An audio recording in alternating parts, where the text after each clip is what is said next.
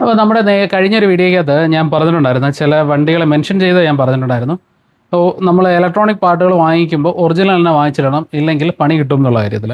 അപ്പോൾ അങ്ങനെ പണി കിട്ടിയൊരു ECU ആണ് ഇത്. നിസാൻ സണ്ണിയാണ്. അതേപോലെ തന്നെ റെനോൾട്ട് സ്കാലയ്ക്കകത്തും ഇതേ പ്രശ്നം വരാറുണ്ട്. ഇത് പെട്രോൾ വേരിയൻറ്റിന് വരുന്ന ഒരു കോമൺ ആയിട്ട് വരുന്നൊരു പ്രശ്നമാണ്. അതെന്താ സംഭവിക്കുകയെന്ന് പറഞ്ഞു കഴിഞ്ഞാൽ, നമ്മുടെ വണ്ടിയുടെ ഇഗ്നേറ്റർ പോകുമ്പോഴത്തേന് നമ്മൾ ഡ്യൂപ്ലിക്കേറ്റ് പാർട്ട് വാങ്ങിയിടും. അപ്പോഴത്തെ സാമ്പത്തിക ലാഭമാണ് എല്ലാവരും നോക്കുന്നത്. ആ സമയത്ത് നമ്മൾ ഡ്യൂപ്ലിക്കേറ്റ് വാങ്ങിയിടുമ്പോൾ ആ വാങ്ങിയിടുന്ന ലോക്കൽ പാർട്ട് ഇട്ട് കഴിഞ്ഞാൽ ഇതിൻ്റെ ECU വന്നിട്ട് ഡാമേജ് ആകും. അങ്ങനെ ECU വന്നിട്ട് ഡാമേജ് ആയതാണ് ഇത്. ഇതാണ് അതിൻ്റെ ഡ്രൈവർ IC വരുന്നത്. ഈ ഒരു ഒത്തിരി കുഞ്ഞൻ IC ആണ് ഇതിനകത്ത് ഡാമേജ് ആയി പോയിരിക്കുന്നത്.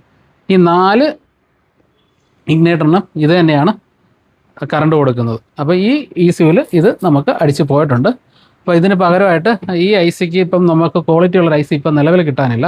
അതിന് പകരമായിട്ട് നമ്മളിപ്പോൾ എന്താ ചെയ്യുന്നതെന്ന് പറഞ്ഞു കഴിഞ്ഞാൽ, ഒരു സർക്യൂട്ട് ഇതിന് വേണ്ടി നമ്മൾ റെഡിയാക്കിയിട്ടുണ്ട്. ഈ സർക്യൂട്ടാണ് നമ്മളിപ്പോൾ ആഡ് ചെയ്ത് കൊടുക്കുന്നത്. അപ്പോൾ ഇത് വേറെ കമ്പനി ഡെവലപ്പ് ചെയ്തിരിക്കുന്ന സാധനമാണ്.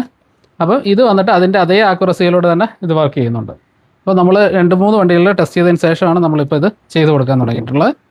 അപ്പം ഞാൻ പറഞ്ഞു തന്നത് ഈ സർക്യൂട്ട് കാണിക്കലല്ല, നമ്മുടെ വണ്ടികളിൽ ചില വണ്ടികൾക്ക് എക്സ്പെഷ്യലി നമ്മൾ ഇപ്പോൾ ഈ പറയുന്നതോ ഞാൻ പറയുന്നതോ അതേപോലെ തന്നെ ECM റിപ്പയർ ചെയ്യുന്നവർ സ്ഥിരമായിട്ട് പറയുന്ന ഏതെങ്കിലും വണ്ടികളുണ്ടാവും നിങ്ങൾക്ക്. ആ വണ്ടികളിലെ പാർട്ടുകൾ നിങ്ങൾ മാക്സിമം ഒറിജിനലിനെ വാങ്ങിയിടാൻ ശ്രദ്ധിക്കുക. അപ്പോൾ ഇന്നത്തെ വീഡിയോ നമ്മുടെ ഇത്രയേ ഉള്ളൂ. Thank you for watching.